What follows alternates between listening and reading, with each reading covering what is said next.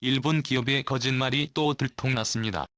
자기 잘못이라며 모라새로 일관했던 일본 기업의 실체가 드러나자 해외에서는 일본 기업을 믿을 수 없다며 손사래를 쳤다고 하는데요. 바닥이 드러난 일본 기업을 믿을 수 없다며 대신 선택한 곳이 바로 한국 기업인 상황. 일본을 버리고 한국을 선택한 인도네시아 건설 시장의 상황에 대해 지금부터 자세하게 설명해 드리겠습니다. 인도네시아 수마트라 주파당 서쪽으로 약 197 떨어진 해역에서 흔들림이 발생했습니다. 규모 6.7 상당한 규모의 지진이 발생했고 인도네시아 전역은 지진의 영향을 받았습니다.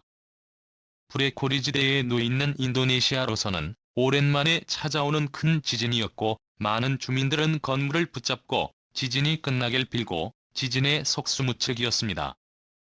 실제로 이번 지진이 벌어진 후 많은 가옥들과 건물들이 무너지고 상당수의 인도네시아인들이 건물에 묻혀 사상자가 발생하는 등 이번 지진으로 인해 많은 이들이 피해를 입었습니다. 남칼리만탄 주에서 무너진 건물도 지진의 피해를 고스란히 입었습니다. 하지만 피해는 이루 말할 수가 없었죠. 지진은 건물 전체를 폭삭 주저앉게 만들었습니다. 4층짜리 건물은 흔적도 없이 사라졌고 구멍에는 잔해들이 즐비했죠. 칼리만탄주 반자르군 내 4층짜리 건물은 흔적도 없이 사라졌습니다. 신고를 받은 구조대원이 현장에 도착했지만 너무나도 깊게 묻혀 있어 중장비를 동원하지 않고는 피해 인원을 구출하기 어려운 상황이었습니다. 사고의 시신이 발견되었고 9명의 생존자가 발견되어 다행히 병원으로 이송할 수 있었는데요. 주변 건물도 지진에 의해 피해를 입었지만 유독 이 건물의 피해가 극심한 곳에 본 인도네시아 기자는 수상함을 느꼈는데요. 가장 결정적인 것은 사고 보고서에서 등장한 건물이 세워진 지대와 건물의 구조가 도면과 달랐다는 점인데요. 특히 단단한 암석 지대에 세워진 곳으로 보고된 건물 초기에 보고서와 현장 감식 결과가 상이한 곳이 드러났죠.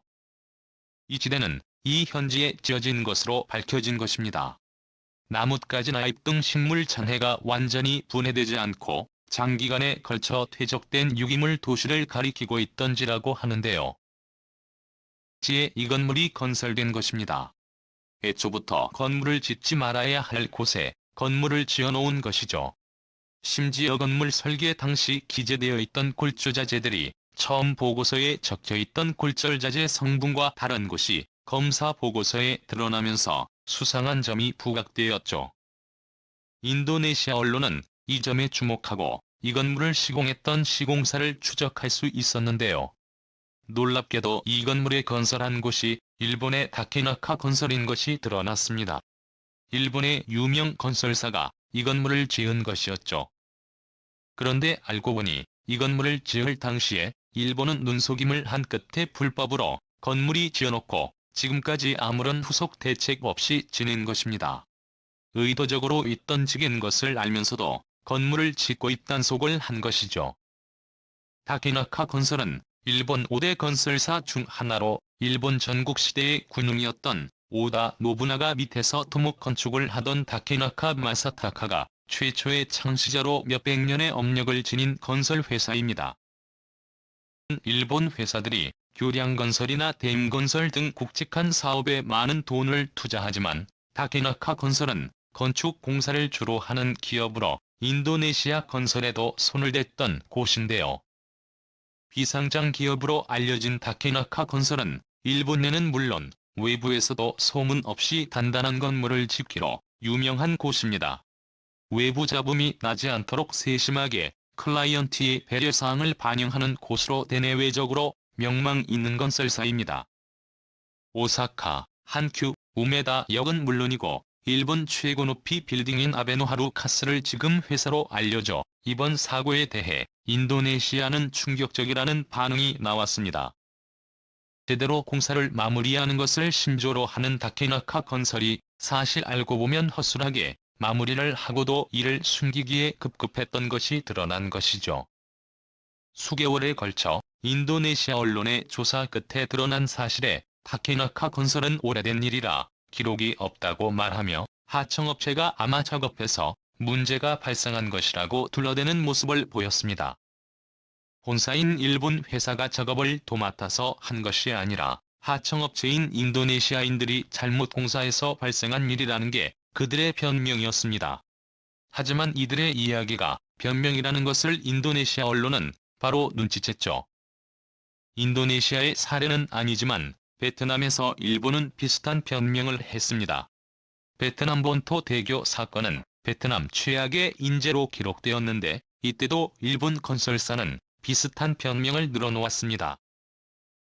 아시아에서 가장 긴 현수교로 고토시와 푸꾸빈 송성을 연결하는 이 다리는 당시 일본 건설사가 사업을 수주하면서 빠르게 완공을 앞두고 있었습니다. 총 길이 17의 교량이 될 예정이었죠. 그러나 교량의 교각 부분이 동서도 무너지는 사고를 겪게 됩니다.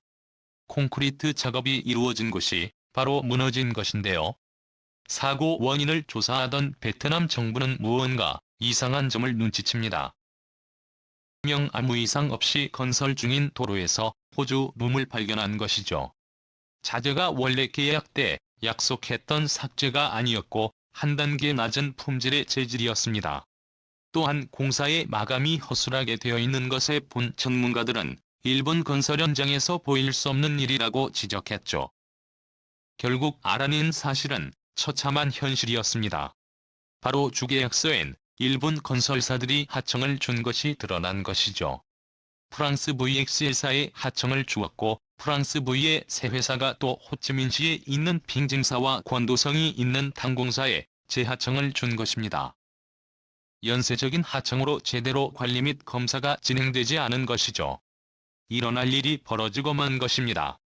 다행히도 대교가 완성되기 직전에 벌어진 사고라 민간인 피해가 심하지는 않았지만 그럼에도 불구하고 전체 공사 연장이 당초 계약과는 달랐기에 일본 건설에 대한 불신이 빠르게 번졌습니다. 사고 이후 일본 건설사들은 자신들이 지은 교량이 아닌 하청이 지은 교량으로 어디까지나 관리감독 수준에 불과한 자신들이 책임을 지는 것은 부당하다고 주장했죠. 베트남 여론에 의해 떠밀리듯 사과를 하긴 했지만 책임이 없는 변명에 일본 건설의 민낯이 고스란히 드러났죠. 이후 베트남과의 지속적인 협력으로 수주를 받을 수 있었으나 오바야시 그룹이 만들던 듀트햄 터널이 비슷한 문제를 겪게 되면서 일본 건설사들의 전반적인 도덕적 해이가 문제로 대두되었습니다. 인도네시아 언론들도 일본의 도덕적 해이에 대해 잘 알고 있었고 비슷한 변명을 하는 것을 보고 분노하지 않을 수가 없었죠. 결국 인도네시아 언론은 타케나카 건설이 베트남 주정부와 약속했던 건설 계약서를 확보할 수 있었고 타케나카 건설이 주도적으로 라는 흔적을 발견한 청업체를 통해 건설을 맡긴 곳이 아니라 일본이 건설을 했다는 사실을 발견합니다. 결국 일본 건설은 망신을 겪을 수밖에 없었습니다. 이러한 일을 또 한 번 인도네시아에서 발생했는데요. 바로 자카르타 지하철 사업입니다. 자카르타는 수많은 인도네시아인들은 물론이고 외국인이 한 곳에 밀집해 있는 거대 도시로 교통 문제가 큰 장소입니다. 이를 해결하기 위해 인도네시아 정부는 교통수단 확보를 위해 대규모 건설 사업을 벌였는데요. 자카르타 지하철 사업 역시 시민들의 불편을 해소하기 위해 등장했습니다. 1985년에 11억 달러를 들여 이 사업의 파트너로 일본을 선정, 일본의 지하철 건설 회사인 리본 차량 제조와 협력하며 인도네시아 지하철 사업의 첫 삽을 뜨게 됩니다. 하지만 지하철 사업은 인도네시아인들에게 실망의 연속이었습니다. 믿고 맡겼던 리본 차량 제조는 온갖 변명을 하며 건설에 지지부진했습니다. 17남짓한 길이의 지하철 사업을 완수하는데 무려 28년이라는 시간이 걸렸죠. 그 중간에 사업을 포기하겠다고 나서거나 완수하는 데 필요한 돈이 부족하다며 이리저리 핑계를 대는 것은 기본이었죠. 이런 일본 건설사의 기분을 어루고 달래며 왕국을 했지만 이 지하철은 온갖 악평의 대상이 되었습니다. 막상 시공이 완료되고 시민들이 이용하려고 보니 너무 공사가 오래 지연된 탓에 디자인이 새롭거나 현대적인 설비가 하나도 갖추어지지 않았던 것입니다. 게다가 비용 회수를 위해 표값도 비싸게 책정되어 시민들의 원성을 샀죠. 첫 지하철 개방에 쌍수를 들며 환영했던 인도네시아인들은 오랜 기다림 끝에 이용할 수 있는 시설이 형편없다는 것을 알자 정부를 양히 불만을 털어놓으며 일본 건설사에 대한 원망을 늘어놓았습니다. 반면 한국의 경우 자카르타 도심 경전철 사업의 후발주자로 등장, 일본보다 불리한 위치에서 수주 논쟁을 시작했는데요. 중국과 스페인 등 다른 차량 업체와의 경쟁을 거쳐 마침내 인도네시아 수주를 따질 수 있게 되었습니다. 경전철은 인도네시아 시민들의 자랑거리가 될 정도로 성공적으로 그 마무리를 끝낼 수 있었습니다. 자카르타 시민들은 경전철 이용에 만족한 모습을 보였고 인도네시아 장관도 한국 경전철의 완성도에 흡족해했죠. 결국 인도네시아 다음 경전철 사업의 주요 대상자로 한국이 낙점받으며 한국 건설의 위용을 드러냈습니다. 건축하면 한국이 떠오를 정도로 탁월한 실력을 자랑하던 한국건설은 경전철 사업에서도 자기의 기량을 온전히 드러낼 수 있었죠. 한편에서는 일본이 지은 지하철을 폐기하고 한국이 다시 이를 건설할 수 있게 해야 한다고 주장이 나올 만큼 인도네시아에서 한국 경전철이 보여준 결과는 상당한 상황. 한국의 건설에 반하는 조코 위도도 인도네시아 대통령도 예외가 아닙니다. 인도네시아 3산업 로드맵을 발표할 당시 대부분의 건설 사업과 실행에 한국이 꼭 참여하길 바란다며 한국 기업이 도움을 요청한 적이 있었죠. 행정도시 이전에도 한국 기술의 도움을 받고 있는 인도네시아 입장에선 한국 건설에 더 의존하지 않을 수 없는 상황. 일본에게 맡겼던 건설 프로젝트를 한국으로 돌리면서 한국이 건설 한류의 붐을 이끌게 되었습니다. 완벽히 몰락한 일본의 건설, 그리고 그와 반대되는 한국의 놀라운 건설 실력. 과거와 달리 완전히 상반된 결과를 맞게 된 한국건설의 발전에 박수를 보내며 앞으로 대한민국의 인도네시아만이 아니라 세계 곳곳에서